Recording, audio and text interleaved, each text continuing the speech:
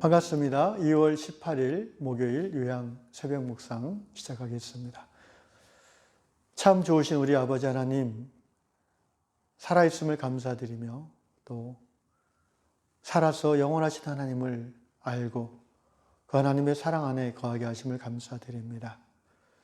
지금까지 살아온 인생을 돌아볼 때 하나님이 보이지 않지만 우리를 붙잡아 주셨고, 지금 이 시간도 하나님 앞에 무릎 꿇고 있는 이 자리에 바로 우리와 함께 하심을 느끼고 고백하며 감사를 드립니다.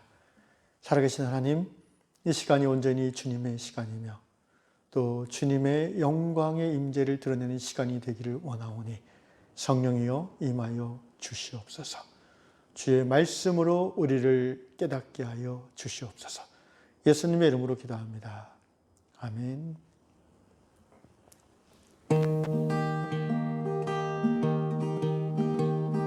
예수님의 사랑 신기하고 놀라워. 주일학교에서 하는 찬양인데요. 한번 해보겠습니다. 예수님의 사랑 신기하고 놀라워. 예수님의 사랑 신기하고 놀라워. 예수님의 사랑 신기하고 놀라워. 크신 사랑 하늘 그보다 높고 바다 그보다 깊고 우주 그보다 넓은 옷 크신 사랑 예수님의 사랑 신기하고 놀라워. 예수님의 사랑 신기하고 놀라워. 예수님의 사랑 신기하고 놀라워. 크신 사랑 하늘 그보다 높고 바다 그보다 깊고 우주 그보다 넓은 곳 크신 사랑. 모처럼 어린이가 된 느낌이어서 좋습니다. 누가복음 8장 26절로 39절인데요. 좀 길어서 중간에 건너뛰고 읽도록 하겠습니다. 제가 읽겠습니다. 그들이 갈릴리 맞은편 거라사인의 땅에 이르러 예수께서 육지에 내리심에 그 도시 사람으로서 귀신 들린 자 하나가 예수를 만나니 그 사람은 오래 옷을 입지 아니하며 집에 거하지도 아니하고 무덤 사이에 거하는지라. 예수를 보고 부르짖으며 그 앞에 엎드려 큰 소리로 불러 이르되 지극히 높으신 하나님의 아들 예수여, 당신이 나와 무슨 상관이 있나이까? 당신께 구하노니 나를 괴롭게 하지 마옵소서 하니, 이는 예수께서 이미 더러운 귀신을 명하사 그 사람에게서 나오라 하셨습니다. 귀신이 가끔 그 사람을 붙잡음으로 그를 쇠사슬과 고랑에 매어 지켰으되 그 맨 것을 끊고 귀신에게 몰려 광야로 나갔더라.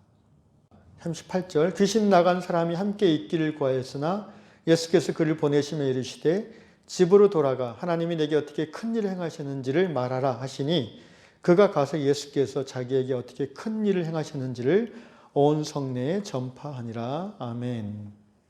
여기 예수께서 이제 거라사 지역이라는 곳으로 제자들과 함께 배를 타고 가셨습니다. 거라사 지역이라는 곳은 그 당시에 이제 북쪽 갈릴리 호수의 동쪽 지역을 말합니다.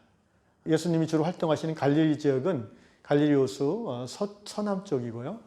여기는 이제 동북쪽 지역을 말하는데, 그 당시 지명으로 데카볼리라고도 합니다. 데카볼리라는 말은 이제 헬라어로 데카, 10이거든요. 10개의 도시들이 거기 있다 해서 데카볼리. 주로 이 데카볼리 지역은 유대인들이 살지는 않고 이방인들이 많이 살았습니다. 로마 사람들이 많이 살았다고 합니다. 도시 지역에는 부유한 사람들이 살고 있었고, 왜냐하면 갈릴리 호수와 또 산들이 있어서 초지도 많고 그래가지고 살기가 좋은 그런 지역이었거든요. 당연히 이제 이방인들이 살기 때문에 유대인들은 거의 가지 않는 지역이기도 합니다. 그래서 예수님이 배를 타고 내렸던 그 갈릴리 호수 북동쪽 그 지역은 이 데카볼리 지역 중에서도 외곽이죠. 이제 바다 근처고, 거기서 좀 더 들어가서 이제 시내가 있겠죠. 도시 지역에서 부유한 사람들은 살고 있겠고, 그다음에 이 갈릴리호수 근처의 산야지대 외곽 지역에는 주로 이제 양을 치거나 돼지를 치는 그런 목동들이 거주하고 있습니다.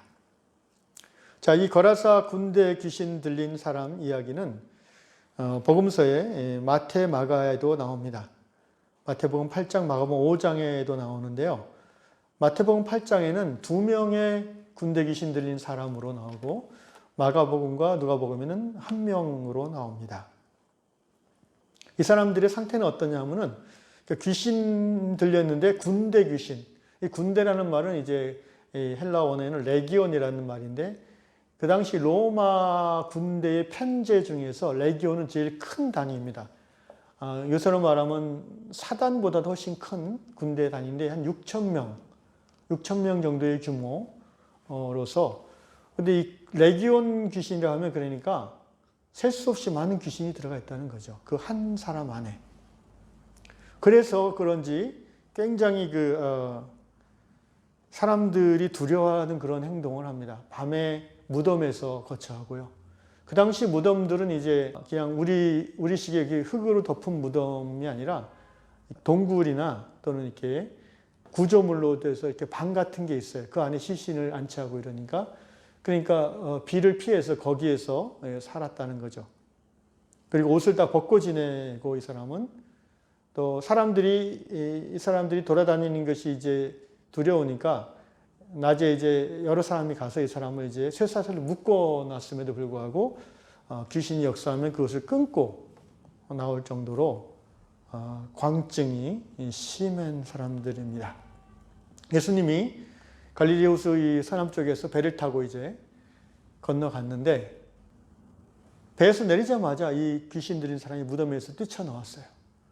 그리고는 저쪽 멀리 떨어진 데서 다가오면서 뭐라고 합니까? 지극히 높으신 하나님의 아들 예수여, 어찌하여 우리를 괴롭게 하나이까?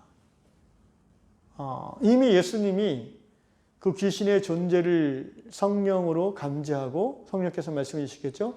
그 귀신에게 그 사람에게서 나가라라고 명령하셨거든요.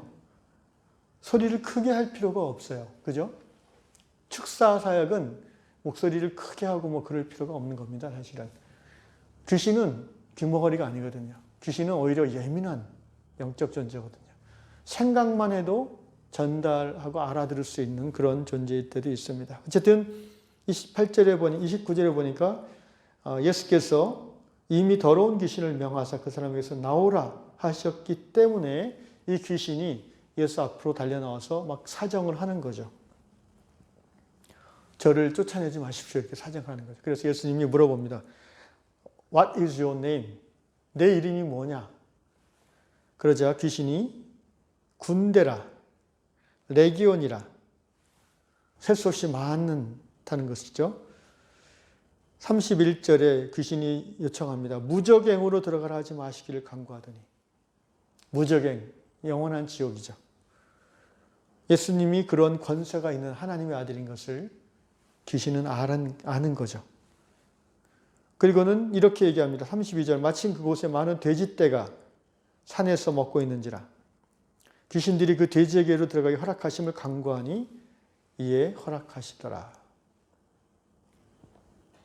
이 귀신 들린 청년의 소문은 아마 데가볼리 전 지역에 퍼졌을 겁니다. 이렇게 살았던 지가 꽤 오래됐으니까 사람들은 두려워했겠죠.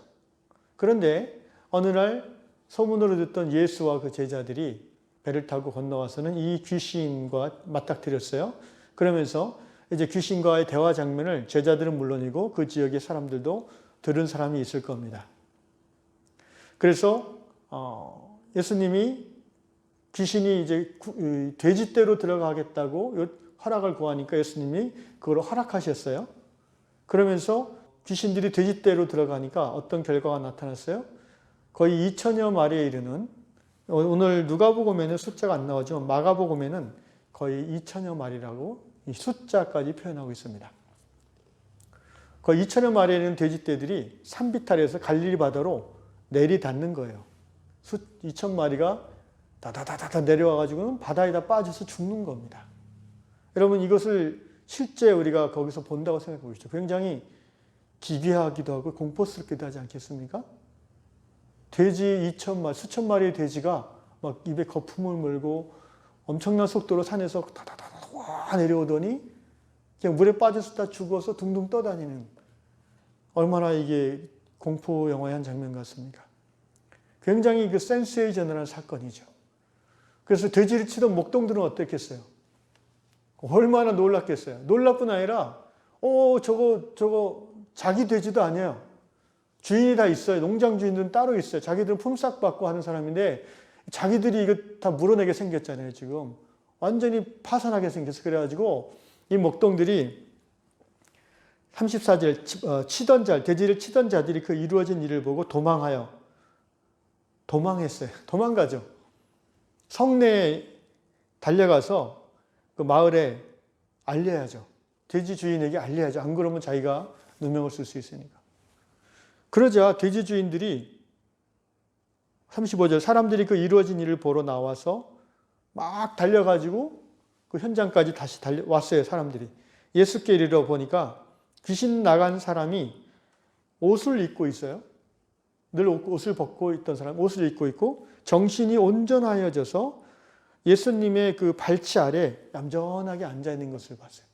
그러자 이 데가볼리에 살던 농장주들이나 이 많은 사람들이 두려워했다고 돼 있어요. 35절에 보니까 두려워하거늘. 36절 귀신 들렸던 자가 어떻게 구원받았는지를 본 자들이 그들에게 이름에, 그러니까 직접 그 돼지 대화도 듣고 돼지떼가 몰수한 것을 봤던 또 다른 사람들이 같이 와서 어쨌든 사람들은 예수님을 두려워하게 된 거죠. 이 귀신 들린 사람의 이야기는 데가볼리 전 지역에 이미 널리 알려져 있는데 그 사람이 온전히 나았고 자기들이 어떤 수단과 방법을 써서 고쳐보려고 했는데 안 됐잖아요. 쇠사슬로 묶었는데 심지어 쇠사슬을 끊고 또 돌아다니잖아요. 사람 힘으로는 어떻게 할 수 없는 그런 귀신 들린 사람인데 멀쩡해졌다는 거예요. 그러니까 어떤 그 신적인 역사를 보고 두려움이 생기는 거죠. 또 하나, 돼지떼가 수천 마리가 죽어버렸어요. 대단한 경제적 손실을 입었습니다. 저는 이 말씀을 묵상하면서 몇 가지 좀 의문점이 있어서 자료를 새벽까지 찾아봤는데 속 시원한 그런 답은 없더라고요. 어떤 의문점이 제게 있었냐면은 왜 귀신들은 돼지떼에게 들어가게 해달라고 했을까? 사실 이 부분은 정확한 답이 있을기가 쉽지 않아요.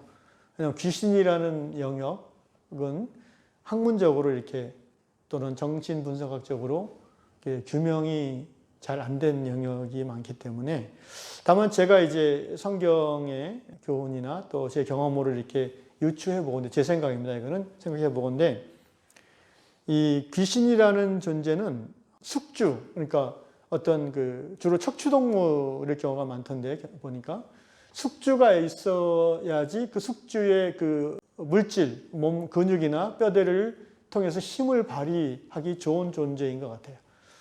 그래서 이제 그 귀신 들린 사람, 되게 귀신 들린 사람들은요, 예나 지금이나 내면의 정체성이 굉장히 약화되어 있는 사람들이 많아요. 자기 가치감이 아주 낮고요.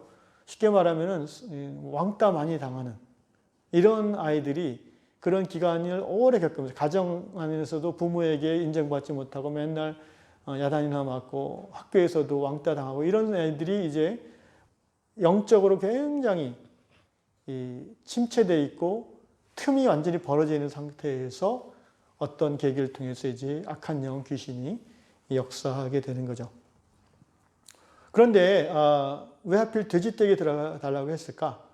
귀신들은 어디든 예수님이 명령했기 때문에 이 사람에서 나가긴 나가야 되는데 어떤 그 따뜻한 체온이 있는 살아있는 그 생명체에 들어가지 않으면 힘을 발휘하기 어려우니까 바로 눈앞에 있는 수천 마리 그 돼지떼, 그 말은 다른 말로 하면은 그 주위에 있는 다른 사람들에게는 들어가기 쉽지 않았다는 거죠. 예수님의 제자들이나 이런 사람들한테는 그랬던 거라고 저는 추측을 합니다. 그래서 돼지떼에게 들어갔고 예수님이 그걸 왜 허락했을까? 또 제가 질문이 생겼어요. 아니 돼지는 뭔 죄가 있어서 갑자기 죽어야 되나? 돼지도 생명인데 하나님은 돼지를 별로 생명을 안 여기시나? 뭐 그런 생각도 하면서 곰곰이 생각해 보니까 왜요? 성경 요나서 4장 10절에 보면 하나님이 가축도 소중히 여기신다고 되어 있습니다. 돼지가 가치가 없는 게 아니라 예수님은 이 한 영혼을 온전히 회복시키고자 하는 그 사랑의 마음으로 안타깝지만 돼지들에게 그런 고난을 허락하셨다고 생각을 합니다. 돼지 2,000마리가 죽었어요. 이게 돈으로 산 사람은요, 제가 돼지 값을 요새 알아보니까 3, 40만 원 해요, 한 마리가. 굉장히 싸더라고요, 생각보다.